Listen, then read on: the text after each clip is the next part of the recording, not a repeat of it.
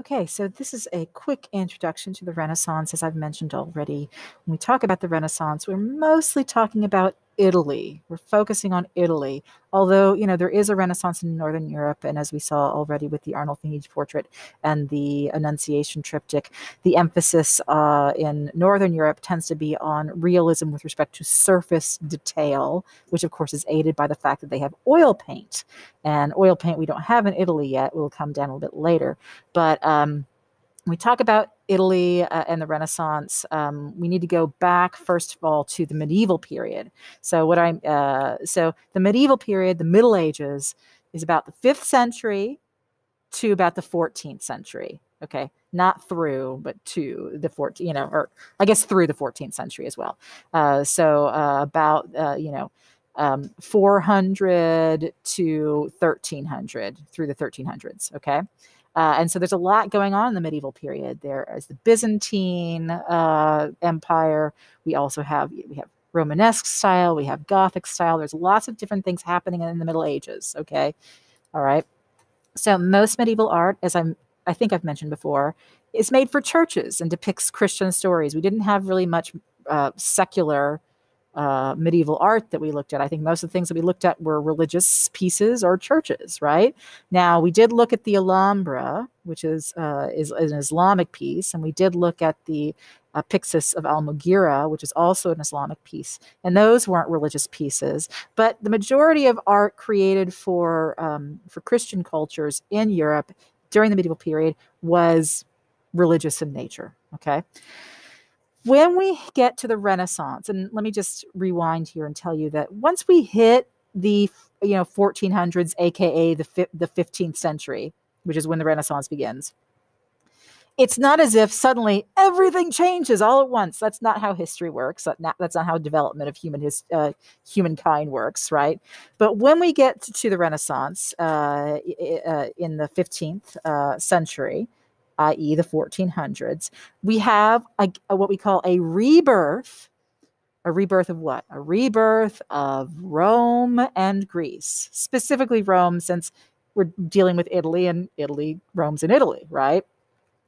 So we have a revival of styles that we saw in Roman and Greek architecture, that we saw in Roman and Greek literature and learning during this period. So we have to go back and remember I said, if you don't understand the Greeks and the Romans, you're dead in this course. This is what I meant, okay? You got to understand the Greeks and the Romans. If you do not understand the Greeks and the Romans, you cannot understand Western art history. Just does not work, okay? So what do we mean by that? I'm actually going to go forward a little bit. I'm going to talk about the emphasis on humanism. Now, this is not a Greek or a Roman image here, but the emphasis on humanism. So with humanism in the Renaissance, we have a revival of antiquity, of ancient Greece and ancient Rome. So what does that mean? A belief in the individual and the potential of human beings, right? Remember how we looked at the Doryphorus? He's standing by himself. He looks natural, right? But he's still idealized, right? And he looks so very different from all of the other human figures that we'd seen before, right? That's what I'm talking about. The emphasis on the individual is what we get in antiquity of ancient Greece and ancient Rome, and that gets revived, reborn during the Renaissance. Okay. There's an embrace of virtue, of excellence, of pursuits of excellence, and emphasis on civic humanism. I've already mentioned this a little. Have I mentioned this at all? I haven't. But if you think back when I say civic humanism, you might think, well, that kind of reminds me of the civic virtue that I saw from Head of Roman Patrician. Yes, it should. Right. Remember all that emphasis on, on civic and moral virtue that we talked about with respect to the Republican Rome. That also comes back during the Renaissance. Right. So in the Renaissance, there's emphasis on civic humanism to prepare leaders, right? Humanism during the Renaissance, it's not like humanism ever fully went away, but it changed a little bit. But humanism in the Renaissance tends to be more dominated by secular forces. Okay, what do I mean by that? During the medieval period, pretty much all knowledge and education was directed by the church. Okay, directed by the church. During the Renaissance, that shifts a bit. Now, that does not mean that the Renaissance was, oh, we don't care about religion anymore. They absolutely did care about religion, right? But it wasn't strictly the church in charge of everything having to do with education, okay? And that movement into a more secular, quote unquote, secular education, that does not mean free from religion. It absolutely does not. But that movement into more secular education is indicative of that exaltation of the individual, right? Because it's not about what the largeness of the institution of the church says is good. It's more along the lines of how can the individual understand his or her place in the world to function in a good, logical, virtuous way. Okay, so there's an emphasis on the study of the liberal arts. Why is it called liberal arts? Because it's what free people should know in order to be free. Okay. So in order, what a man with freedom or a person with freedom needs to know in order to live well and properly and virtuously. This is totally what, if you know anything about Aristotle, this is all what he was about. Okay. Who's Aristotle? He was a Greek philosopher. Okay. All right. So when we talk about humanism, we're talking about a concern for human values, the individual, and the natural world. So it doesn't mean they don't care about the science. They very much do care about science, right? But they think about science as part of a big wheel of knowledge that is proper for human beings. Okay, so let me go back now. All right, so now we're in the Renaissance, right? So what changes in art take place from the medieval period to the Renaissance, okay? So we have the emergence of the artist as an individual and an individual master and an independent artist. You'll notice that when we looked at the medieval art, you know, from the Byzantine period, from the Romanesque period, from Gothic period, when we looked at that art, did we have any artist names attached to them? We had no artist names attached to them at all, right? None. But when we get to the Renaissance, we suddenly start getting artist names. Well, why do we get artist names? Exaltation of the individual. Think back to, well, I don't want to say that. So yeah, exaltation of the individual, independent artists, right? So as is true in Northern Europe with the Flemish painters that we looked at, there's more incorporation of secular subjects in artwork, again, because we have more private commissions, even in Italy. Not as many as we have in Northern Europe, but we have more private commissions in Italy and in the southern part of Europe. So we have more secular subjects being created in art, right?